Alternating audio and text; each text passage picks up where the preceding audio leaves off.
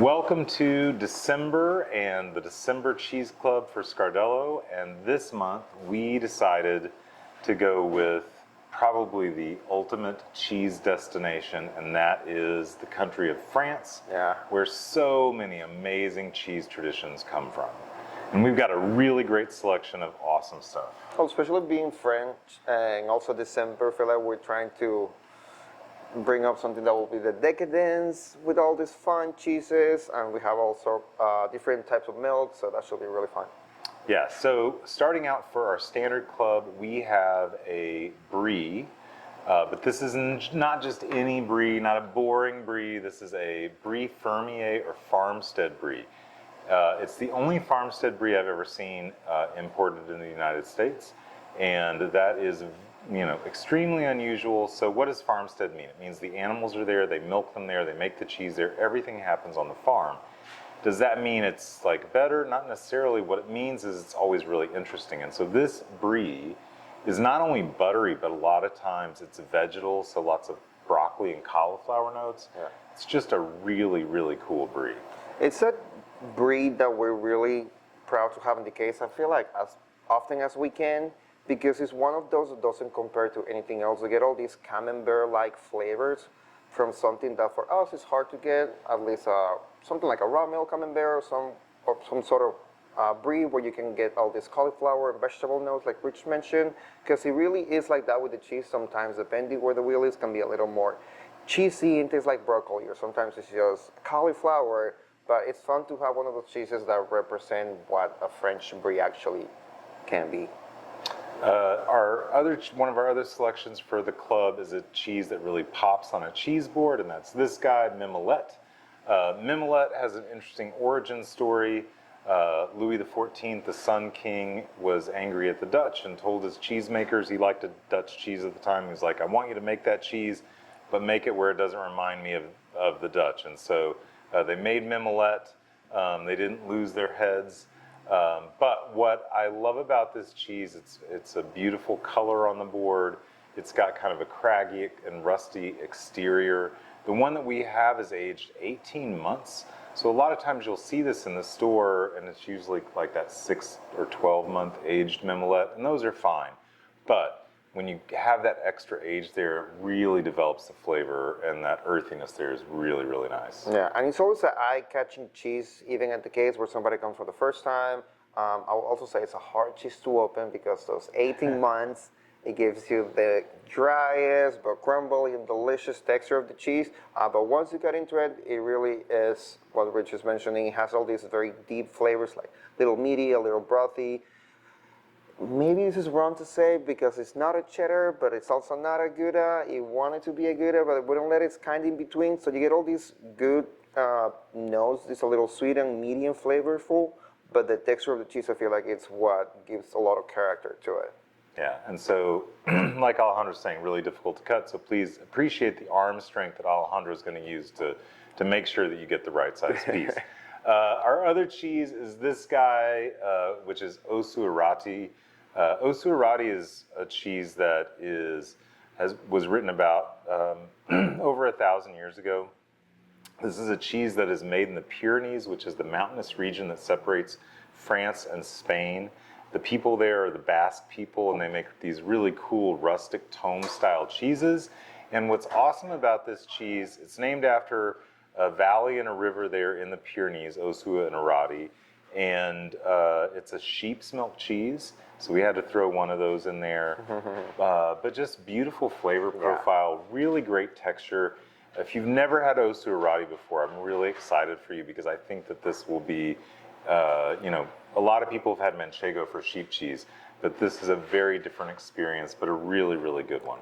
And I know we've already done Spain, we've done also sheep's milk, but I feel like also Radi, the flavor itself, I'm probably really like sheep's milk, but it's such a beautiful expression of what sheep's milk tastes specifically for French cheese, because most times they're either a little too funky or maybe a little too gamey. And even if you look at the wheel from the camera, it's a little moldy, bloomy, but I feel like that's what adds all the beauty to the cheese, and you end up with this soft and creamy paste that really complements all these more settled notes from the sheep's milk. Yeah, it's a pleasure.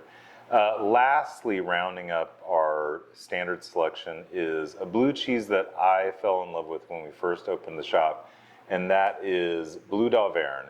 This is a blue cheese that was created in 1855, so relatively new in the French cheese scene. And the creator of this cheese, Antoine Roussel, was really trying to figure out, why does this blue mold happen? Like, what's the science behind it?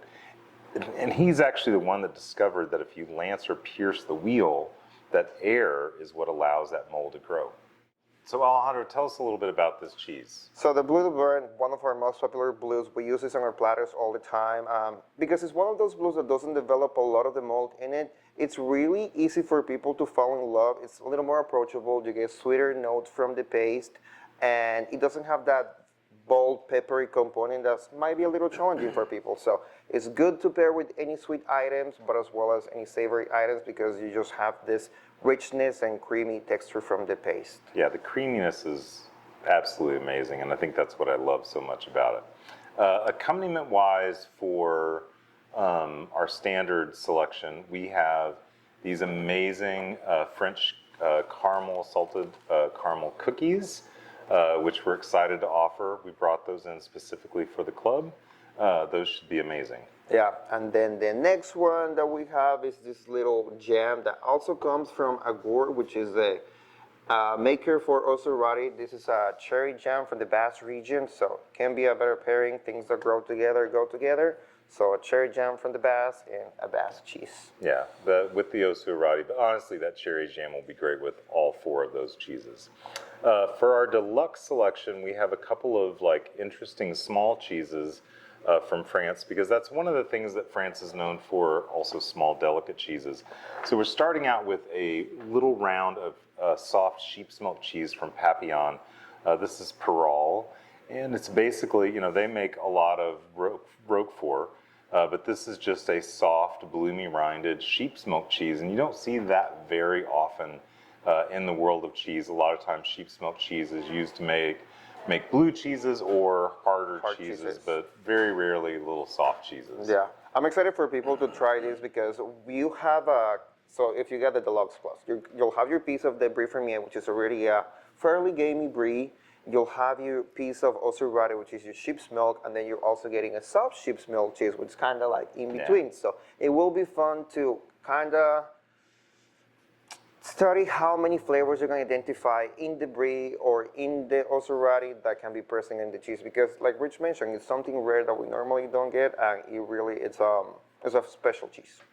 All right, so we also have a goat cheese from the Loire Valley that's covered with flowers, and I'm going to let Alejandro take the wheel on this. Yeah, this is also a fun cheese. I feel like we had different variations of this from different makers, but this comes from Fromagerie Jacquin. They are located in the Loire Valley, which is main place for all small formats goat cheese. And there are 4th-generation cheese makers, but the cool thing they do in their location, which they focus mostly on PDO cheeses, things like Saint-Maur, Valençay, Croton. But for these ones, they still use traditional methods and handmade molds. And for this goat cheese, they use rose petals, cornflower petals, and marigold as well. So it should be, goat cheese usually is going to have that lemony, tangy flavor, but all these flowers on the outside should add like herbaceous note to your cheese. Yeah, that's just a beautiful thing to put on a board. Yeah. It should be really, really nice to put out during the holidays. So that'll be a really show-stopping cheese, both in flavor and also just the way that it looks. Accompaniment-wise, we've got 2 accompaniments. We have, first of all, we've got our, it's an ivory spreader that we're throwing in there this time. I think that's really nice. Yeah, also French, comes from La Guiole. We carry lots of their knives. I feel like we've already featured them in past clubs, but we love what they do. It's always such a beautiful piece of thing to have on your charcuterie board, but also if you are into it, they're really fun to collect as well. And the other item that we have is a second jam, which also is French. This comes from L'Epicurien.